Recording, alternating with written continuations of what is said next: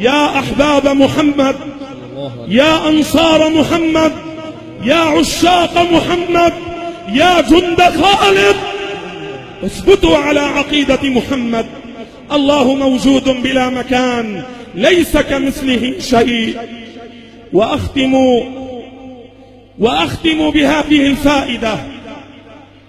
تعرفون أن إبليس رن رنة عظيمة عندما طرد من الجنة، ورن رنة عظيمة عندما لعن، ورن رنة عظيمة عندما ولد النبي صلى الله عليه وسلم.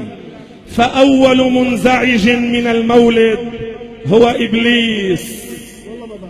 أول منزعج من المولد هو إبليس. أول من اغتاظ، أول من تمزق قلبه من المولد هو إبليس. وله أقوام اليوم ينزعجون من الاحتفال بالمولد ويكفرون، كما قرأنا اليوم في بعض مواقعهم في الإنترنت. ماذا قال أحد مراجعهم؟ قال: هؤلاء الذين يحتفلون بالمولد يكذبون قول الله: اليوم أكملت لكم دينكم.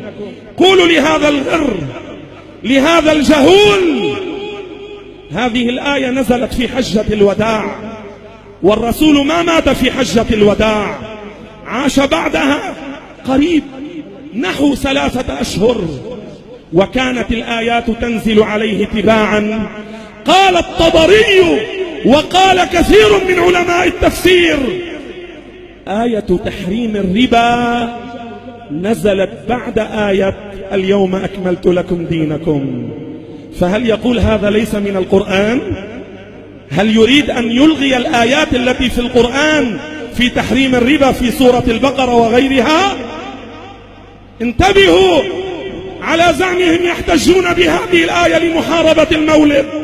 وقولوا لهم: المصحف الشريف الذي بين أيديكم وأنتم تقرؤون فيه لم يكن منقوطا أيام الرسول، بل ولا كان محركا، ولم تكن فيه الشدات التي وضعها الحسن البصري. والله قال: اليوم أكملت لكم دينكم. لماذا هذا سكتتم عنه والمولد تحرمون بلا دليل؟ لماذا؟ تعرفون؟ لأنه يحصل في المولد من تعظيم رسول الله ما يحرق قلب إبليس وقلب المشبهة المجسمة. لا يريدون أن نعظم الرسول،